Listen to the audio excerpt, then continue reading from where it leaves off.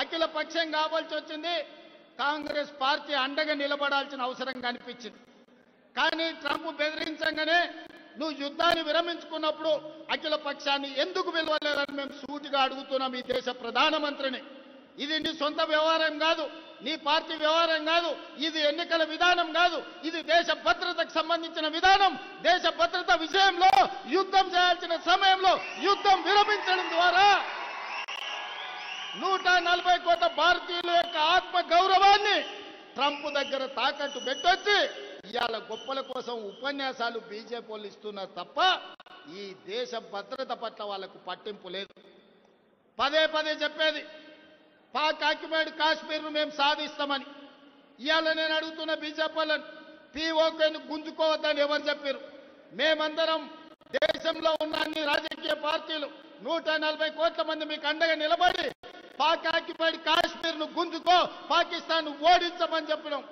బెలూచిస్తాన్ విడగొట్టి ఇంకో దేశంగా ఏర్పాటు చేయమని చెప్పినాం. బెలూచిస్తాన్ విడదీసే శక్తి నీకు లేదు, పీఓకే తెచ్చే శక్తి నీకు లేదు. కానీ ఇవాళ కాంగ్రెస్ పార్టీని మీరు విమర్శించడం ద్వారా ఏమి చెప్పదలుచుకున్నారని బీజేపీ నాయకులను నేను అడగదలుచుకున్నా.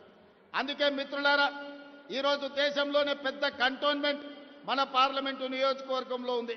సికింద్రాబాద్ కంటోన్మెంట్ అంటే ఈ దేశ భద్రతకు గుండెకాయ. ఈరోజు ఇక్కడున్న సైనికులే ఈ యుద్ధంలో పాల్గొని ఈ తెలంగాణలో ముఖ్యంగా ఇక్కడ తయారు చేసిన యుద్ధ విమానాలే ఈరోజు యుద్ధంలో దేశం యొక్క గౌరవాన్ని నిలబెట్టినాయి. మోడీ గారు తెచ్చిన రాఫెల్ యుద్ధ విమానాలు మన పాకిస్తాన్ కూల్చింది. ఎన్ని కూల్చిందో రాఫెల్ గురించి చెప్పమంటే ఈరోజు చర్చ లేదు. ఈరోజు మన దేశం కాదని ఇతర దేశాల నుంచి రాఫెల్ యుద్ధ విమానాలను కొనుగోలు చేసిన మోడీ గారు మీరు జవాబు చెప్పండి. మన పాకిస్తాన్తో జరిగిన యుద్ధంలో ఎన్ని రాఫెల్ యుద్ధ విమానాలు పాకిస్తాన్ నేలగూల్చిందో మీరు లెక్క చెప్పండి. గొప్పల కోసం వేల కోట్ల రూపాయల కాంట్రాక్టులు మీకు కావాల్సిన వాళ్ళకి ఇచ్చి ఇవాళ రాఫెల్ యుద్ధ విమానాలు కొన్నారు. అవి ఎందుకు నేలగూలినాయో ఇవాళ ప్రజలకు సమాధానం చెప్పాలి. అందుకే మిత్రులారా, ఇవాళ ఈ ర్యాలీ ఎన్నికల కోసం కాదు, ఈ ర్యాలీ ఓట్ల కోసం కాదు, ఈ ర్యాలీ కాంగ్రెస్ పార్టీ కోసం కాదు. ఈ ర్యాలీ వేలాది మంది తరలి వచ్చింది ఈ దేశ సైనికుల యొక్క ఆత్మస్థైర్యాన్ని నిలబెట్టడానికి, ఆత్మ గౌరవాన్ని పెంపొందించడానికి. మన యుద్ధంలో పాల్గొన్న సైనికులు మా వాళ్ళు, మా ఆత్మ గౌరవం సైనికులకు మేము అండగా నిలబడ్డామని ఇవాళ మల్కాజ్గిరి పార్లమెంటు ప్రాంతంలో వేలాది మంది కదం దొక్కింది.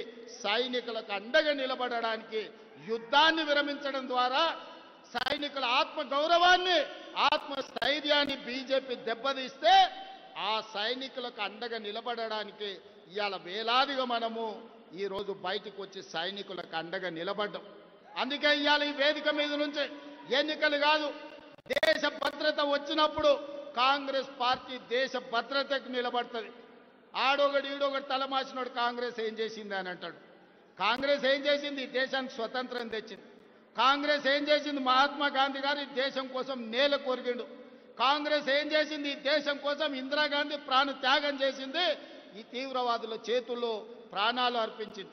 కాంగ్రెస్ ఏం చేసింది? రాజీవ్ గాంధీ దేశాన్ని రక్షించడంలో ఈ దేశం కోసం సర్వం త్యాగం చేశారు. మోతీలాల్ జవహర్లాల్ నెహ్రూ స్వతంత్రం కోసం పోరాటం చేయడమే కాదు, నెహ్రూ 10 సంవత్సరాలు బ్రిటిష్ వాళ్ళు జైల్లో పెట్టిండ్రు.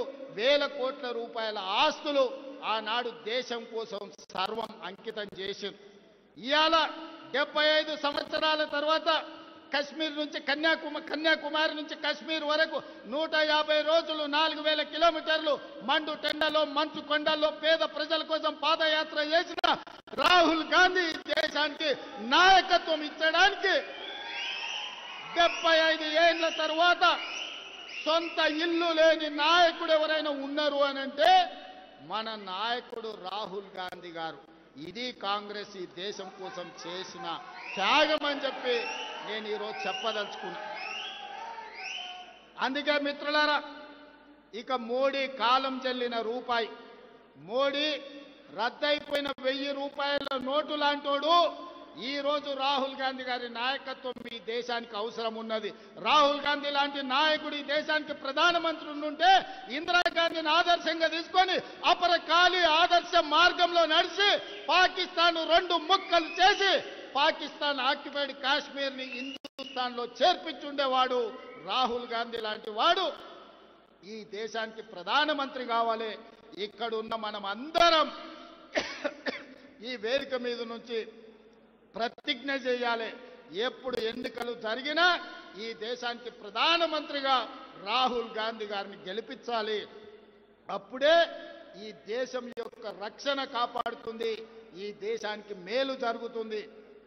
అందుకే మిత్రులారా, ఈడున్న వాళ్ళందరికీ నా విజ్ఞప్తి ఒక్కటే, ప్రధానమంత్రి మోడీ వల్ల దేశ గౌరవం నిలబడదు, ఈ దేశాన్ని యుద్ధంలో గెలిపించడు. ఇందిరాగాంధీ గారి మనవడైన రాహుల్ గాంధీ ఈ దేశానికి ప్రధానమంత్రి కావాలి. వారు ప్రధానమంత్రి అయితేనే ఒక పక్కన పాకిస్తాన్, ఇంకొక పక్కన చైనాను యుద్ధంలో ఓడించి భారతీయుల ఆత్మ గౌరవాన్ని నిలబెట్టాడు. ఈ దేశానికి రాహుల్ గాంధీ గారిని ప్రధానమంత్రి చేసే వరకు మన అందరం పోరాటం చెయ్యాలి, మన అందరం కష్టపడాలి. మీరందరు సిద్ధమా? సిద్ధమా? సిద్ధమా? సిద్ధమా? సిద్ధమా? సిద్ధమన్న వాళ్ళందరూ చేయి పైకెత్తండి. జై హింద్, జై హింద్, జై హింద్. ధన్యవాదాలు మిత్రులు.